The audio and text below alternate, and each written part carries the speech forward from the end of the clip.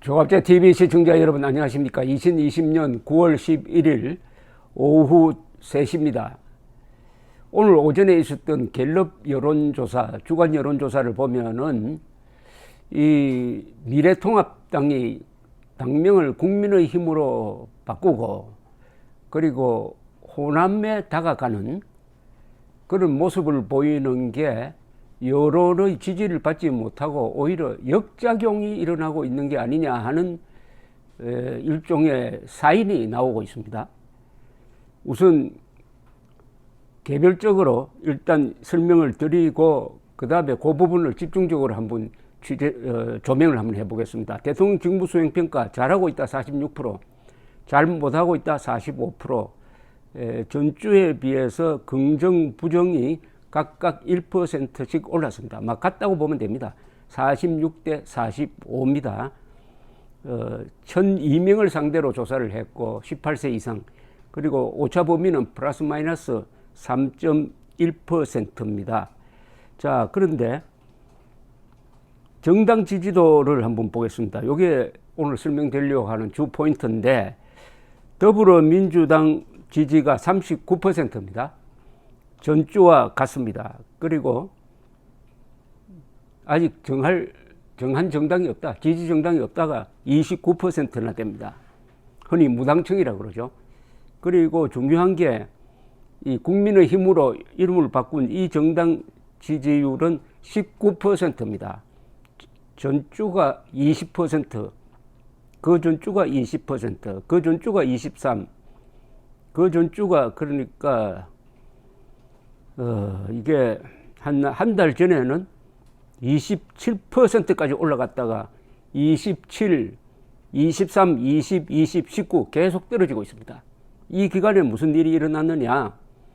코로나 확산, 그리고 8.15 집회, 그리고 미래통합당을 국민의힘으로 바꾸고 김종인 비대위원장이 광주에 가서 무릎 꿇고 사과한, 여기에 대해서 국민들의 반응이 시원치 않다는 정도가 아니라 이건 폭락으로 봐야 됩니다. 한 달 전에 비해서 정당 지지율이 8%포인트나 이것은 폭락했습니다.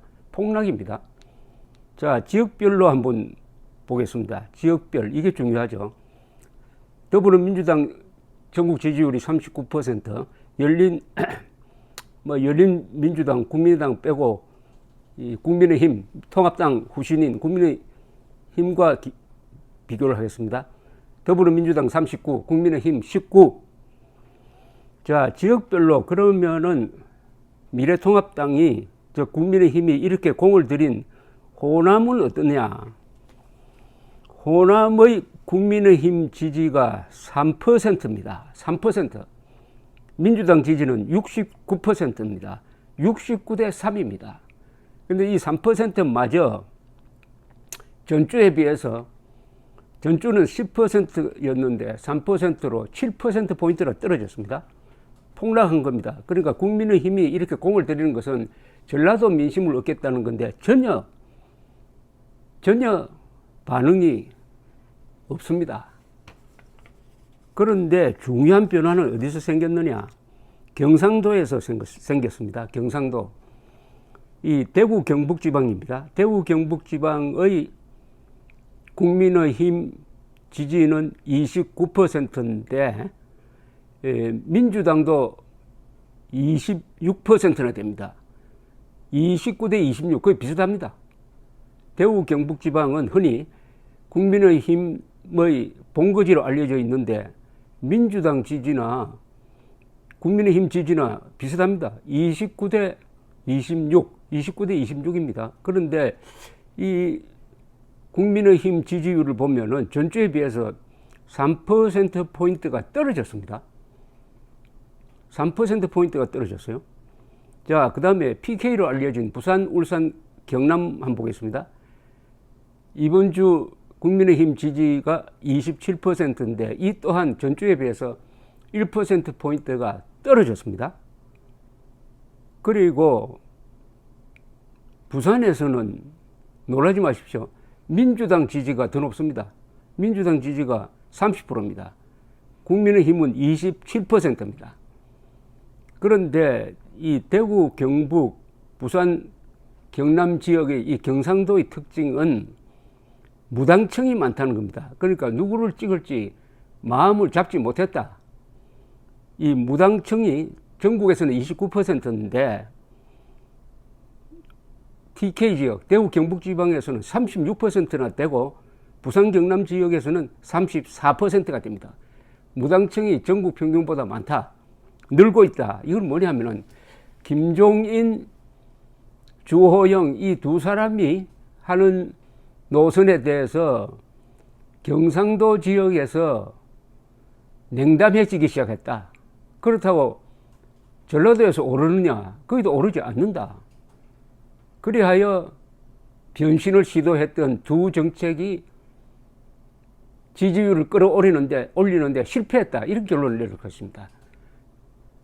호남에 다가가는, 광주에 다가가는 정책과 그 다음에 미래통합당을 국민의힘으로 당명을 바꾼 게 다 실패했는데, 실패한 것은 경상도에서 지지율이 오히려 떨어지고 있다.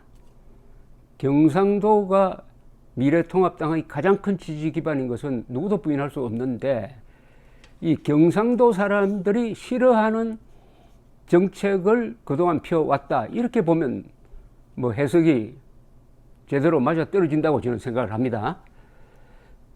이렇게 함으로써 이제 국민의힘의 이 전략, 미래통합당 시절에 김종인 비대위원장이 취임한 이후에 100일을 넘겼는데 그동안 했던 것이 전혀 지지율을 높이는데 먹히지 않는다. 다만 한 달 전에 문재인 지지율이 39%까지 떨어졌을 때 상대적으로 올라갔지만은 그 뒤에 정책이 전혀 먹히지 않았다. 다시 원위 취했다. 이렇게 보여집니다.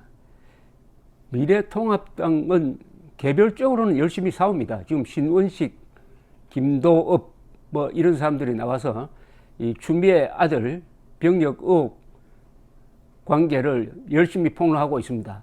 전술적으로는 열심히 합니다. 그런데 전략적으로 실패하고 있다고 봐야 돼요. 전략적인 것은 뭐냐? 당의 노선과 정체성을 바꾸는 것을 전략적 포석이라고 본다면은 여기서 실패하고 있다. 그리하여 미래통합당이 국민의힘으로 바꾸면서 이 사람들이 보수 정당의 색채를 희석시키겠다고 했습니다. 어떻게 하든지 보수 정당과는 다른 이미지를 만들겠다. 그래서 국민의힘이 그 단체가 좌파 단체였어요. 그런 당명을 채택을 해서 탈보수 정책을 썼고, 그 다음에는 광주에 다가가는 그 정책은 탈경상도 정책이라고 봐야죠. 사실은 탈보수, 탈경상도 이 두 것이 결국은 전략적 실패를 하고 있다. 전술적으로는 잘 싸우는데 전략적 싸움에서 실패를 하고 있다. 이렇게 보여집니다. 이 전략적 싸움에서 제일 중요한 게 두 가지입니다. 호남 문제와 남북 문제입니다. 지금 호남의 친정부화가 문제가 아니라 지금 호남 사람들을 이 정권이 핵심 요직에, 특히 수사기관, 검찰 같은 이런 핵심 요직에 집중적으로 배치하고 있는 호남 편중 인사, 그리고 광주 사태를 자꾸 이거를 어떤 성역시 해가지고 광주와 관련된 일체의 이견을 봉쇄하겠다는 이런 문제, 이게 호남 문제입니다. 호남 문제.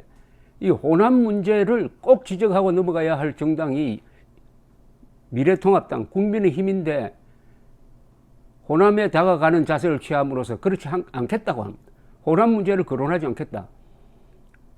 경상도에 기반을 둔 정당이 호남 문제를 일체 거론하지 않겠다고 하면 그 본거지에서 지지가 생기겠습니까?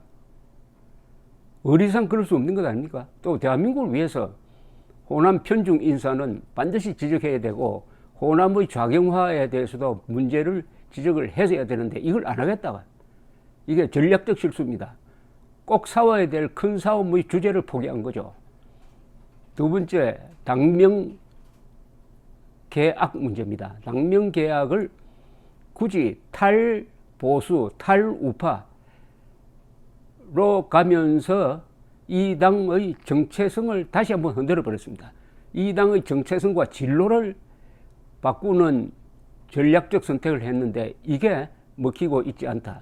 전술적 싸움은 열심히 하는데 전략적 싸움을 할 수 없도록 만들어 버리고 말았다.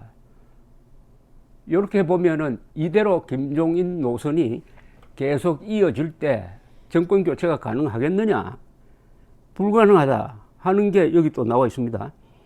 이 갤럽 조사에서 이런 또 질문을 해봤습니다. 내후년 대통령 선거 때 현 정권을 유지하기 위해 여당 후보를 당선시키겠다. 47%입니다. 정권 교체 위해 야당 후보를 당선시키겠다. 39%입니다. 이렇게 되면은 2022년 대통령 선거도 여당이 이긴다는 결론입니다. 여당이 이긴다는 결론. 이게 한 달 전만 해도 그렇지 않았습니다. 이 한 달 사이에 일어난 일, 아까 말씀드린 호남에 봉사하는 정당이 되겠다. 그 다음에 국민의힘으로 당명을 바꿔가지고 탈보수하겠다 하는 것이 가져온 결과는 바로 여기에 나와 있습니다. 한 달 전에만 해도 정권 교체론이 우세했습니다. 근데 이게 또 뒤바뀌어 버렸습니다. 이렇게 해도 김종인 노선에 대해서 언론은 상당히 우호적으로 보도를 합니다. 그러나 민심은 따라가지 않습니다.